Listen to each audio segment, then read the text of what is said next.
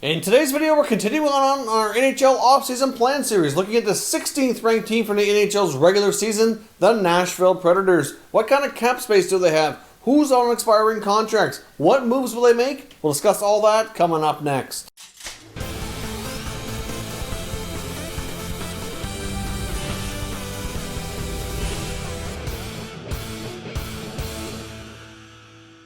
So welcome back to another video here at Top Shelf Hockey. As I mentioned today, we're continuing on with our NHL offseason plan series, looking at the 16th ranked NHL team from the regular season, the Nashville Predators. Now, the Preds are an interesting team to watch this offseason. They could go in one or two directions, and to be honest, I think they're kind of at a crossroads here. They've been trying to contend for the last number of years, really ever since they made a somewhat of a surprise appearance in the Stanley Cup final a while back against the Pittsburgh Penguins, and now here they are really trying to get back to that ever since, and they have not been able to accomplish that. So I do think that we're going to see GM David Poile try his best to make some big moves this offseason, but he is somewhat limited by their cap space, and of course a flat salary cap is not going to make matters any easier here for him. So let's first up recap their 19-20 season, take a look at their cap space, expiring contracts, and discuss what moves they're going to make this offseason. So first up here, as you can see, the Nashville Predators finished with a 35, 26, and 8 record for 78 points. That did technically qualify them for the playoffs under the 2014 playoff format.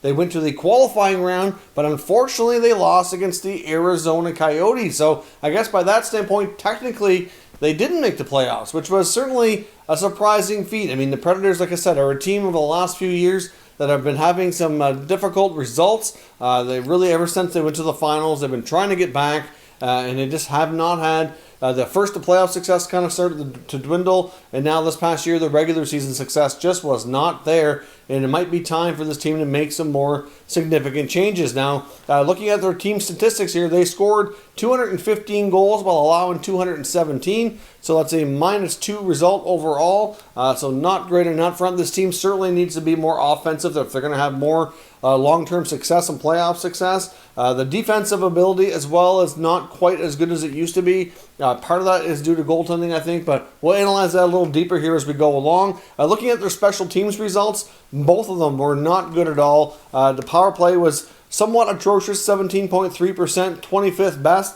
and really for the amount of players that they can put on the ice on their roster who have some pretty strong offensive skills, it's just not clicking in Nashville. And the PK wasn't really any better, 76.1 for 29th best for a team who just a few years back was kind of quite well renowned for strong goaltending, strong defense, and being more opportunistic in their scoring. So they've certainly kind of changed here a little bit on some of the results. So now let's take a look at their cap space as of today and what they have for expiring contracts. So they have RFAs, UFAs that need to be signed or replaced, and then what moves, trades, or free agent signings should I expect them to look into after that. As you can see, they only have $8.1 million in cap space, and they have 18 players under contract. So they don't have a ton of players that need to be looked after. Obviously, David Poile has got a lot of guys under long-term deals. Some of them are pretty valuable as well. As much as there's a few bad contracts on this team, there's certainly some really good ones as well with some really good long-term value.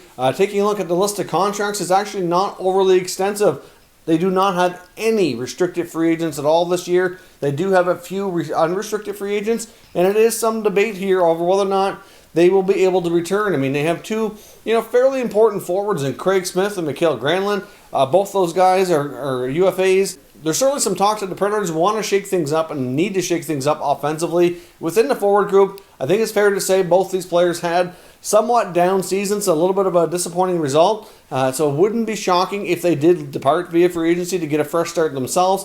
But at the same time, wouldn't be completely shocked if Poile was able to bring back even one of them to make some, a little bit less change on the team. But overall, I do think the Predators need change, and bringing back both these guys is going to certainly kind of prevent that. Otherwise, they have a couple of depth defensemen in Yannick Weber or Corbina Holzer as well. Hard to say if they return. Certainly not a great big a difference either way. I think there's a possibility they could be signed to a cheap one-way contract or something. But overall, for the most part, their blue line, for the top four at least, is relatively set. So we'll see what happens in that regard. So they don't have a ton of options really. The only real question marks when it comes to contracts is Smith and Granlund. So like I said, would not be surprising if they leave via free agency. So what are the burning questions? What are the major holes in this team that David Poile really needs to try to address between trades and free agency? Well, step one is they certainly need to get a goal scorer, like a game breaker, ideally. And there's a lot of talk that they would be high up on the list for Taylor Hall should he hit unrestricted free agency. And at this point, I would think the odds of Hall getting to the UFA on October 9th is really, really strong. So Nashville, of course, they do have some appeal there for Hall. It's possible they could offer him a shorter-term contract. Even though he may not stay long-term, it's an opportunity for him to get into a win-now mode. I think the Predators are still a team that can contend, but they do need to have better performances of their existing players, and they do need to have some moves made to kind of shake things up. So it would not be surprising at all to see David Poile kind of go big game hunting onto the free agent market. Now, they would have to shed some other salary to make this contract work, depending on what exactly Hall's willing to take. I would think he's probably going to be looking on a short-term, high-value contract is what I'm predicting. And they very well will need to free up a little bit of room. Now, $8 million in space, should be close to getting it done, but they may need, a few other players to be signed under the contracts here, so I can see them maybe moving out another, one or two smaller deals that kind of make them have a little bit more cap flexibility. But either way, I could see Poile at least considering that effort. Another big point here and another question is, can David Poile find a way to move on from the Kyle Turris contract? Because that's certainly weighing him down. The $6 million cap hit, he's not worked out since he's arrived there. Had a brief flash of brilliance in the very, very early going and really has struggled ever since. When you have guys like Kyle Turris and you have Matt Duchene, Ryan Johansson, Nick Bonino, they have all kinds of great top center icemen in their franchise here, but overall, they're just not getting the production. Even Johansson has not produced at the level he should for getting an $8 million deal as well. So I'm sure that the team is somewhat disappointed there. And I wouldn't even be surprised if Poile did kind of dangle some of those higher-end players in the trade market to see if they could get a bit of a shake-up. As much as they've been good for them, they're also not kind of producing at the level they need to based on what they're getting paid. And of course, as I mentioned, do they bring back Smith and Granlund? Obviously, if they go after a guy like Taylor Hall, then absolutely they do not come back. But if they do not bring in a big game breaker, maybe they consider, like I said, maybe bringing back one of them. But I think this team needs a shakeup. I would probably let them go into free agency, and I would try to find another player or two in that forward group. If it's not Taylor Hall, then it's got to be somebody else, and maybe they explore the trade market here a little bit as well. If it's just more than anything else for the sake of kind of shaking things up and generating some more offense. They also need to look at the goaltending situation. Obviously, Pekka Rinne is another year older. UC Saros, I'm not really quite convinced he's really fully capable of taking over as the number one goaltender on his own, so not sure exactly what they do there. But as we know, this year's a bit of an NHL goaltending carousel. There's all kinds of goalies on the market between trade and free agency, so it wouldn't be surprising if they did at least explore trying to find an upgrade there. Now, obviously, it's not going to be easy to do where they do technically have two goalies under contract for next year, but if they do come back with Rinne